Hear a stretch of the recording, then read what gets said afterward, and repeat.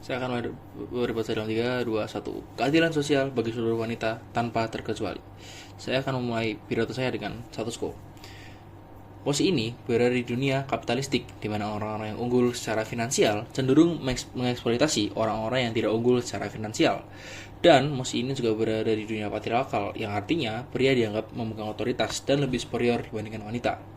Karena kedua kondisi ini, terciptalah gerakan sosial feminisme yang bertujuan untuk menaikkan derajat wanita agar setara dengan laki-laki. Namun, di sini terjadi pemingkaian, di mana gerakan sosial feminisme ini berfokus mempromosikan wanita karir saja. Ini menyebabkan wanita yang memilih untuk tidak memiliki karir dipandang sebelah mata. Alhasil, perlindungan untuk mereka berkurang dan mereka menjadi rentan terkena pelecehan dan lain sebagainya. Lalu, poin kedua saya, karakterisasi. Di sini, karakterisasi saya yang pertama ada aktor rentan, yaitu adalah wanita rumah tangga atau wanita yang tidak memilih berkarir. Mereka tidak mendapat perhatian dari masyarakat, karena perhatian masyarakat lebih fokus ke wanita karir, karena itu yang dipromosikan atau yang dilihat masyarakat sebagai tujuan dari gerakan feminisme. Lalu, aktor bertanggung jawabnya ada 3 di sini. Yang pertama, gerakan sosial feminisme itu sendiri, karena mereka yang bertanggung jawab untuk mengatur tujuan dari gerakan feminisme itu. Lalu kedua, masyarakat. Mereka seharusnya tidak memandang wanita karir saja sebagai makhluk setara, namun seluruh wanita. 3, pemerintah. Mereka seharusnya bertanggung jawab untuk membuat kebijakan yang melindungi semua wanita, tanpa terkecuali entah itu hanya karir saja atau non-karir saja. Lalu, poin keempat saya di sini adalah pembuktian. Yang pertama, apakah dominasi gerakan sosial feminisme yang dibingkai melalui kapitalisme ini terjustifikasi? Kedua, apakah dominasi gerakan sosial feminisme yang dibingkai melalui kapitalisme ini urgent? Lalu ketiga, kenapa gerakan sosial feminisme yang dibingkai melalui kapitalisme ini memberikan lebih banyak kerugian daripada keuntungan? Lalu lanjut ke poin keempat saya, yaitu mekanisme. Namun karena ini adalah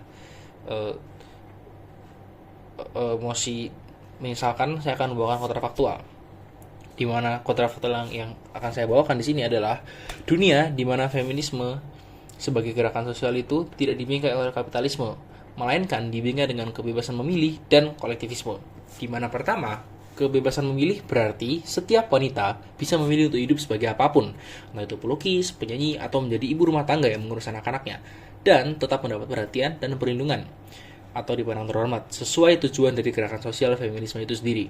Dan kedua, kolektivisme, yang artinya seluruh wanita dari kelas manapun itu ikut mendukung dan menyuarakan gerakan sosial ini agar tujuan dari gerakan sosial ini terwujud. Ya, the more the merrier.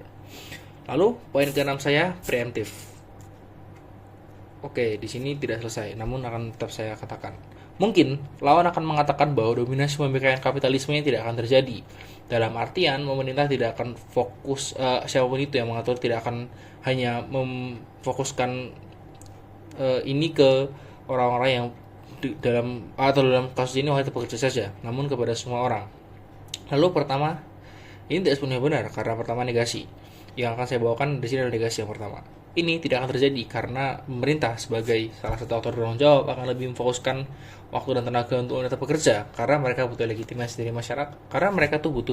dari masyarakat, dan karena kapitalisme ada, mereka akan fokus ke wanita pekerja ya, karena di dalam dunia kapitalisme pekerja lah yang harus dieksploitasi dan pada akhirnya mereka tuh membutuhkan pekerja sebanyak-banyaknya dan akhirnya mereka hanya mendukung wanita karir saja karena mereka bisa manfaatkan wanita karir tersebut pada akhirnya untuk menjadi pekerja dan dieksploitasi.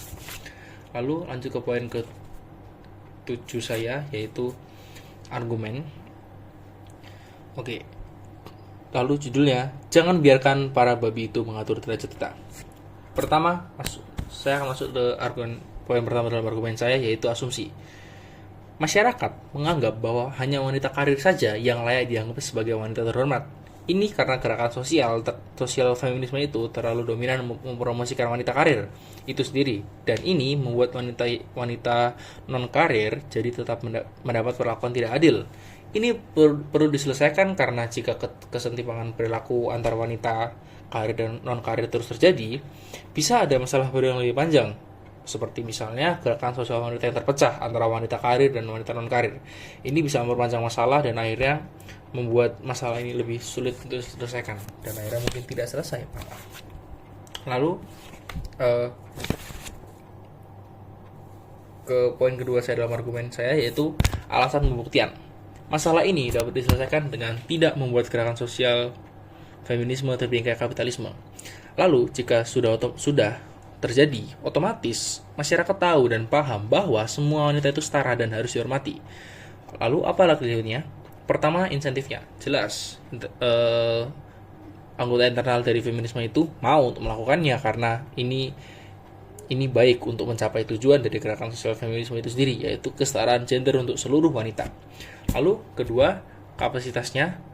Tentu mereka mampu, mereka sangat bisa mendapat dukungan dari masyarakat luas untuk menaikkan derajat semua wanita dengan echo chamber effect lewat sosial media. Dan dengan melakukan itu, mereka otomatis melakukan persebaran informasi ke seluruh tempat terkait gerakan sosial feminisme. Kalau yang ketiga dan terakhir, konteks. Tentu ini bisa terjadi karena masyarakat tidak anti feminisme, kecuali tentunya orang-orang tua atau orang-orang konvensional yang memiliki pemikiran tradisional. Namun seiring berjalannya waktu, mereka akan berubah, entah mereka belajar ya atau mereka musnah. Lalu yang ketiga, dampak. Poin ketiga dari argumen saya, dampak. Ini menguntungkan bagi negara karena mereka jadi lebih stabil. Mereka karena dengan tidak adanya dominasi ini, artinya pelecehan seksual, segala jenis pelecehan, maksud saya ke wanita berkurang dan aktivitas di masyarakat berjalan baik. Yang lalu artinya ini memberi dampak pada aktor-aktornya, yaitu yang pertama pemerintah karena legitimasi mereka naik karena mereka pada akhirnya dianggap mampu untuk menangani masalah feminisme yang sudah menjadi masalah internasional. Dan selain itu, gerakan sosial feminisme itu sendiri juga diuntungkan karena tujuan tercapai. Lalu poin keempat saya, perimbangan. Di sini parameter yang digunakan adalah bagaimana dampak kami menyelamatkan aktor rentan, yaitu wanita non-karir dan tidak mendapat perhatian karena dominasinya. Dan ini paling tepat karena inti dari debat ini adalah tentang kesentimbangan perhatian antara wanita karir dan non-karir yang terjadi karena dominasi gerakan sosial feminisme yang dibingkai melalui kapitalisme. Aduh, telat dikit. That's it, I'm proud to propose.